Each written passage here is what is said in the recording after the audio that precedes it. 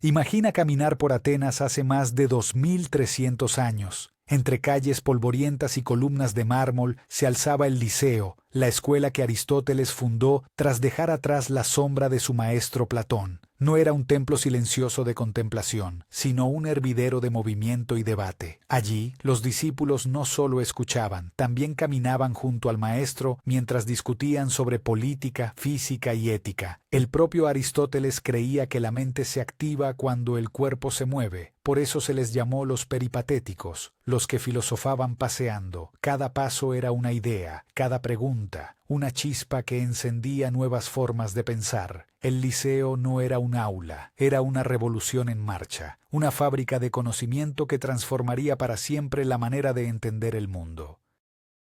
El Liceo nació en un momento de conflicto intelectual.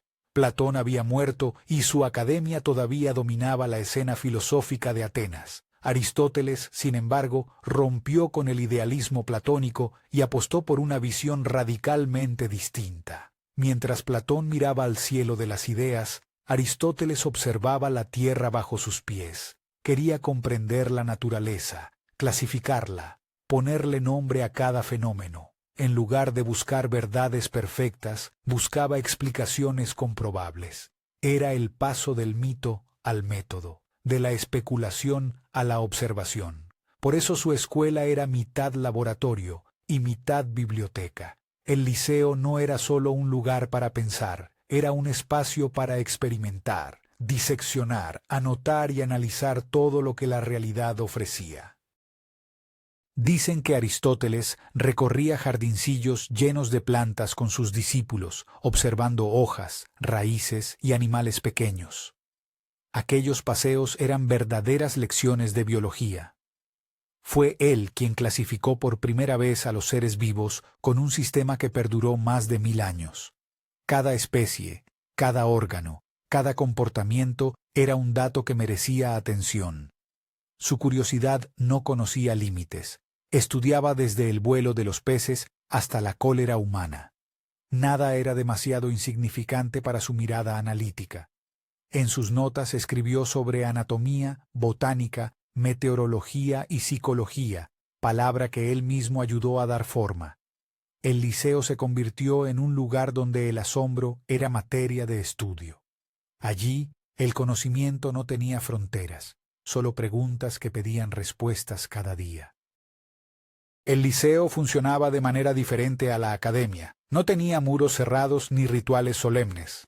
Era un conjunto de galerías, jardines y espacios abiertos situados cerca del templo de Apolo Licio, de donde tomó su nombre. Aristóteles quería que sus estudiantes convivieran con la ciudad, que la filosofía no fuera un lujo de élite, sino una herramienta para entender la vida en común. Sus alumnos provenían de distintas regiones, y el acceso no era gratuito, aunque muchos eran financiados por mecenas. Las conversaciones giraban en torno a temas concretos: cómo se comportan los gobiernos, cómo aprender del error, qué hace buena una acción. Allí, la filosofía era práctica, casi artesanal, y se moldeaba con ejemplos, no con teorías abstractas. Una de las cosas más fascinantes del Liceo era su biblioteca, una de las primeras de la historia. Aristóteles y su sucesor, Teofrasto, reunieron millares de rollos de papiro, una auténtica enciclopedia del saber antiguo. Esa colección se convirtió en un punto de referencia para científicos y pensadores durante siglos. Se cuenta que Alejandro Magno, antiguo alumno de Aristóteles, financió parte de esa colección enviando textos desde cada región conquistada. El conocimiento viajaba en caravanas y se guardaba en los estantes del Liceo. Allí se analizaban discursos, leyes, costumbres extranjeras y especies exóticas. Era la primera gran red de conocimiento global, conectando culturas y disciplinas en un solo lugar. El Liceo era mucho más que una escuela, era el corazón intelectual del Mediterráneo. Aristóteles no solo enseñaba a observar, también enseñaba a razonar. Fue el padre de la lógica formal, una herramienta que aún hoy rige el pensamiento científico.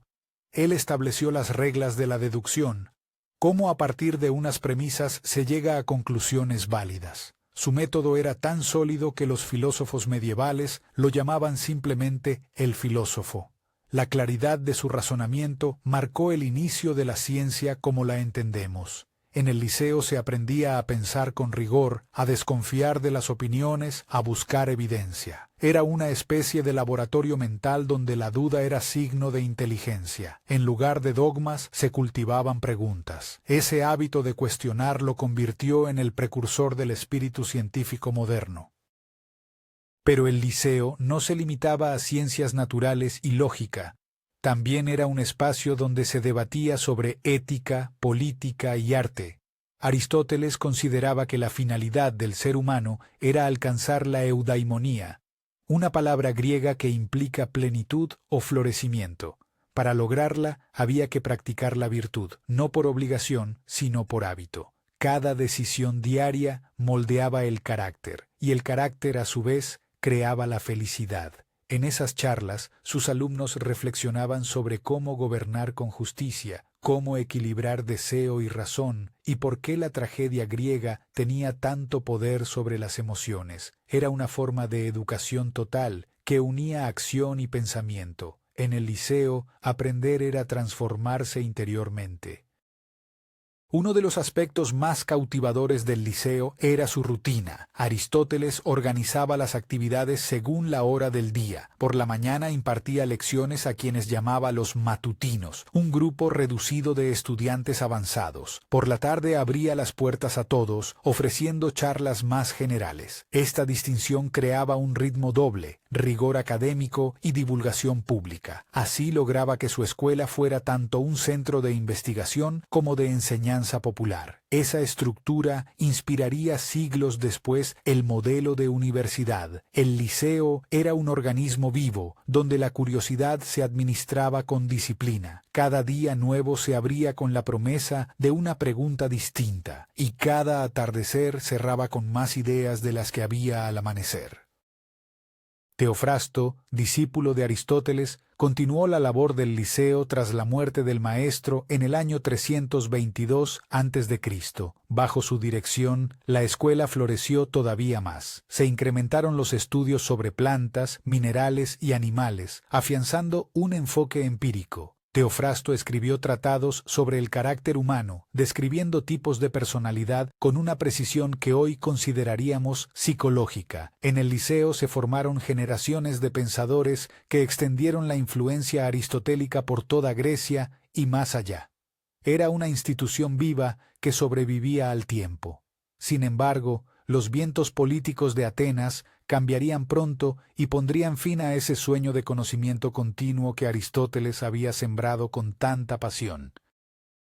Con el auge del dominio macedonio, el liceo enfrentó tiempos difíciles. Muchos de sus miembros fueron perseguidos o expulsados y la escuela perdió su prestigio por un tiempo. Sin embargo, los manuscritos sobrevivieron, escondidos durante siglos. Fue en el período helenístico, en la ciudad de Alejandría, donde sus textos volvieron a brillar. Las obras de Aristóteles influenciaron tanto a médicos como a astrónomos y poetas. Más tarde, durante la Edad Media, los eruditos árabes rescataron sus escritos y los tradujeron. Gracias a ellos, el pensamiento aristotélico viajó hasta Europa. Así, lo que nació en un jardín ateniense cruzó desiertos y mares para transformar el conocimiento occidental.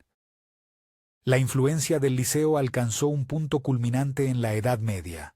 En las escuelas catedralicias y universidades de París, Oxford o Bolonia, los comentarios a las obras de Aristóteles eran el centro del estudio filosófico. Su lógica servía de base para el razonamiento teológico y su ética inspiraba a los pensadores cristianos. Durante más de 1000 años fue la autoridad intelectual indiscutible. Sin embargo, su espíritu original, el de cuestionar, observar y contrastar, fue recuperado siglos más tarde por los científicos del Renacimiento, cuando Galileo, Copérnico o Newton aplicaron el método experimental. Estaban, sin saberlo, siguiendo la senda abierta por aquel maestro del liceo que había enseñado a mirar con ojos críticos. Aristóteles no separaba la filosofía del asombro.